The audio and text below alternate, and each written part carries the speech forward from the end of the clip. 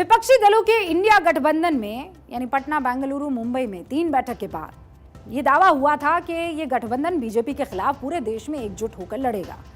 BJP के उम्मीदवार के खिलाफ गठबंधन की विपक्षी पार्टियां मिलकर एक ही उम्मीदवार उतारेंगी। लेकिन तब राजनीति के जानकारों ने भविष्यवाणी की थी और क्या कहा था, ये गठबंधन नहीं टिकेगा। सुनिए। नए घमंडिया गठबंधन फोटो अपॉर्चुनिटी के लिए अच्छा है। स्वार्थ का गठबंधन यहाँ न नीति है, न नेता है, न नीयत है। गठबंधन है, ये गठबंधन नहीं ठग बंधन है। कौन लोग इकट्ठे हो रहे हैं? ये जो ऑपोजिशन के अलायंस है, ये भानुमति का कुनबा है। जैसा अंदाजा लगाया गया था वैसा ही होता हुआ दिख रहा है। विस्तार से बात करूं इससे पहले एक सियासी किस्सा सुनाती हूं आपको। यूपी में खूब कहा जाता है, 90 के दशक में समाजवादी पार्टी के किसी नेता ने मुलायम सिंह समाजवादी को कांग्रेस से गठबंधन की सलाह दी थी। तब मुलायम सिंह ने कहा था कि ये गलती कभी ना करना। बीजेपी अगर मजबूत होती है तो भी हम सियासी लड़ाई में बने रह सकते हैं, लेकिन कांग्रेस अगर यहां मजबूत हो गई तो हमारा वोट बैंक खा जाएगी। इसीलिए जब तक समाजवादी पार्टी मुलायम सिंह के हाथ में रही, उन्होंने कभी कांग्रेस से प्रत्यक्ष गठबंधन नहीं किया। लेकिन जब यह कमान अखिलेश यादव के हाथों में आई तो उन्होंने नेताजी की सलाह नहीं मानी। 2017 के यूपी विधानसभा चुनाव में कांग्रेस से गठबंधन किया, लेकिन दोनों पार्टियां बुरी तरह से हार गई।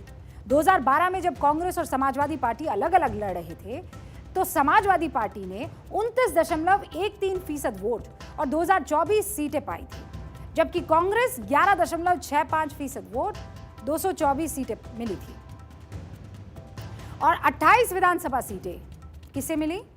कांग्रेस को, और वोट परसेंटेज 11.65%। लेकिन जब 2017 में दोनों पार्टियों ने एक होकर चुनाव लड़ा तो दोनों की सीटें भी घट गई और वोट परसेंटेज भी। समाजवादी पार्टी को 21.82 यानी करीब 22% वोटों के साथ 47 सीटें मिली, जबकि कांग्रेस को 6.25% वोटों के साथ वोट परसेंटेज के साथ केवल 7 सीटें मिली। अखिलेश ने बाद में यह माना था कि गठबंधन उनकी सबसे बड़ी गलती थी। इसके बाद अखिलेश यादव एक बार फिर इस विधानसभा चुनाव में कांग्रेस के साथ गठबंधन में जाने की कोशिश कर रहे थे, लेकिन नतीजा क्या हुआ, उनकी बात सुनिए। अगर ये मुझे पहले दिन पता होता कि विधानसभा स्तर पर कोई गठबंधन नहीं है इंडिया का, तो हम उसमें कभी मिलने नहीं जाती हमारी पार्टी के लोग, न अपनी हम सूची देते कांग्रेस के लोगों को, न कांग्रेस के लोगों का फोन उठाते। लेकिन अगर उन्होंने ये बात कही है कि गठबंधन नहीं है तो हम स्वीकार करते हैं गठबंधन नहीं है, और गठबंधन अगर केवल उत्तर प्रदेश में केंद्र के लिए होगा तो उस समय विचार किया जाएगा। तो अखिलेश यादव कह रहे हैं कि कांग्रेस पार्टी ने मध्य प्रदेश में सीटों पर समझौते के लिए मीटिंग बुलाई, रात को 1-1 बजे तक बैठकों का दौर चला, लेकिन कांग्रेस ने समाजवादी पार्टी के लिए एक भी सीट नहीं छोड़ी और धोखा दे दिया। हमें तो ये लगा कि जब मध्य प्रदेश के मुख्यमंत्री जो रहे, पूर्व में कई बार मुख्यमंत्री रहे, वो रहे, उन्होंने मीटिंग बुलाई और पूछा समाजवादी पार्टी से, हमने अपनी पूरी परफॉर्मेंस बताई, किस समय पर समाजवादी पार्टी के विधायक कहाँ जीते हैं, पूरी चर्चा हुई और रात भर 1 बजे तक समाजवादी पार्टी के नेताओं को जगाया उन्होंने और बातचीत की, पूरे आंकड़े देखे और आश्वासन दिया कि हम 6 सीटों पर विचार करेंगे। लेकिन जब रिजल्ट आया, घोषित की गई सीटें, तो समाजवादी पार्टी शून्य रही। तो अखिलेश यादव कह रहे हैं कि जैसा कांग्रेस ने मध्य प्रदेश में उनके साथ किया वैसा ही वो उत्तर प्रदेश में करेंगे, क्योंकि जिस तरह यूपी में कांग्रेस हाशिए पर है, उसी तरह एमपी में समाजवादी पार्टी इस वक्त शुरुआत कर रही है और इसीलिए कांग्रेस इस चुनाव में समाजवादी पार्टी को भाव नहीं दे रही। जब कांग्रेस के प्रदेश अध्यक्ष और सीएम के दावेदार कमलनाथ से अखिलेश की नाराजगी के बारे में पूछा गया तो वो क्या बोले, उससे तल्खियां कैसे और बढ़ गई, वो आप इसी बयान से सुनिए। सर, अखिलेश यादव ने आरोप लगाया कि कांग्रेस ने धोखाबाजी की है। अरे भाई छोड़ो, सर, अखिलेश यादव ने आरोप लगाया कि कांग्रेस ने धोखाबाजी की है। अरे भाई छोड़ो। कमलनाथ का यह अंदाज बता रहा है कि उन्हें समाजवादी पार्टी के अध्यक्ष के गुस्से की जरा भी चिंता नहीं है। इससे पहले जब मध्य प्रदेश में इंडिया गठबंधन की पहली रैली का प्लान हुआ था, तब भी कमलनाथ ने इस पर ब्रेक लगा दिया था। सर इंडिया ब्लॉक की यहाँ पे रैली होने वाली है और इंडिया एंड नहीं होने वाली। सर इंडिया ब्लॉक की यहाँ पे रैली होने वाली है और इंडिया एंड नहीं होने वाली। तो अखिलेश और कांग्रेस के बीच तल्खियां बढ़ गई हैं, ये दिख रहा है। तल्खियां क्यों बढ़ रही है, इस पर आगे बात करूं उससे पहले यूपी के सियासी तस्वीर को भी समझ लीजिए। विपक्षी गठबंधन का यूपी पर खासा जोर है, क्योंकि ये माना जाता है कि दिल्ली की सत्ता का रास्ता यूपी से होकर जाता है और इसीलिए यूपी में कांग्रेस, समाजवादी और राष्ट्रीय लोकदल जैसी पार्टियां गठबंधन करना चाहती है। 80 लोकसभा सीटों में 2019 में एनडीए ने 64, बीएसपी ने 10, समाजवादी पार्टी ने 5 और कांग्रेस ने 1 सीट पाई थी। अगर वोट फीसद की बात करूं तो 49.97% बीजेपी, 19.42% बीएसपी, 18.11% समाजवादी पार्टी। ये तो कुल सीटें हैं जो आप देख रहे हैं। मैं आपको वोट प्रतिशत का आंकड़ा बता रही हूँ, ये देखिए। और कांग्रेस 6.36%। मतलब समाजवादी पार्टी को कांग्रेस से 3 गुना ज्यादा वोट मिले थे। जाहिर है यहाँ पर समाजवादी पार्टी बड़ा भाई है। अगर यूपी में कांग्रेस के लिए वो सीटें छोड़ेगी तो बदले में बाकी प्रदेशों में उससे हिस्सा चाहिए होगा। लेकिन कांग्रेस एमपी में, राजस्थान में, छत्तीसगढ़ में, तेलंगाना में इंडिया गठबंधन के साथियों के लिए कोई सीट छोड़ने को तैयार नहीं है और इसीलिए बीजेपी मजे ले रही है और सवाल पूछ रही है कि इंडिया गठबंधन कहां है। जितने विरोधी दल वाले थे इनने गठबंधन बना दिया, इंडी गठबंधन, और सब इकट्ठे हो गए कि मोदी को हराओ, भाजपा को हराओ। लेकिन इनका गठबंधन बनने के पहले टूट गया। उनने कहा कि हम रैली करेंगे। मध्य प्रदेश में कमलनाथ ने कहा मत आना, हमारे यहाँ गड़बड़ हो जाएगा। अभी सपा के अखिलेश यादव कह रहे थे कि कांग्रेसियों ने धोखा दिया, रात भर बिठाया, साल भर बात की और हमें सीटें नहीं दी, हम तो अलग लड़ेंगे। मौका तो मिलेगा शिवराज को और बीजेपी को। इंडिया गठबंधन के पूरे देश में मिलकर चुनाव लड़ने की बात यहां गलत साबित हो रही है कि नहीं?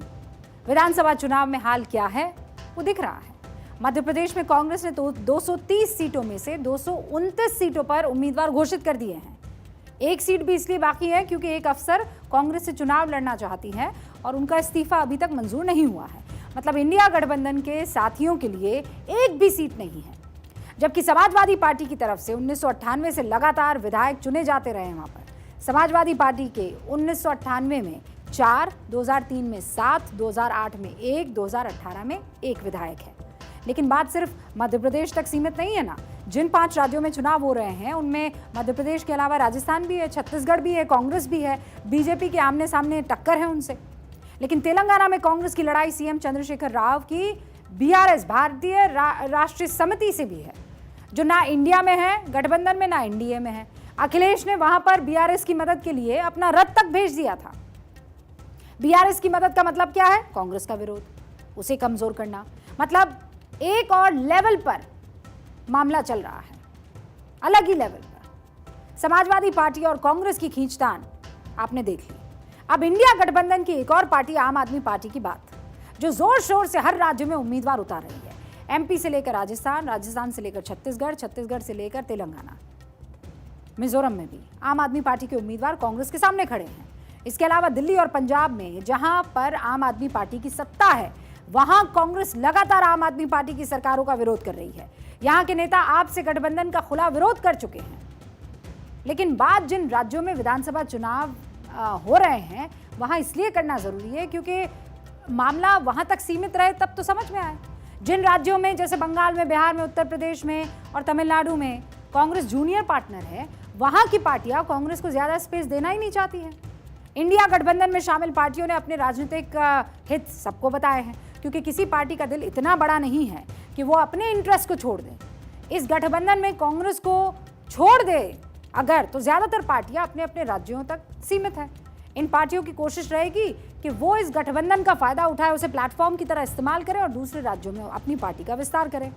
अखिलेश चाहते हैं कि यूपी से आगे बढ़ें और यूपी से आगे बढ़ने के लिए साथ ही में लगा हुआ मध्य प्रदेश, छत्तीसगढ़, वहाँ पर समाजवादी पार्टी अपने मेंबर्स को बढ़ाए, अपने लीडर्स को बढ़ाए, चुनाव लड़ाएं। और नतीजा क्या होगा? कांग्रेस इन पार्टियों को अपनी कीमत पर बढ़ने आगे देगी क्या? इस खबर से आपको ये समझ लेना चाहिए, क्योंकि ये एक दूसरे की पीठ पर सवार होना चाहते हैं। कौन झुकेगा, कौन अपनी पीठ पर सवार होने देगा, यही इंडिया के आगे का भविष्य, इस गठबंधन के आगे का भविष्य तय करेगा। अब बढ़ते हैं आगे और भारत की बदलती तस्वीर आपको दिखाते हैं।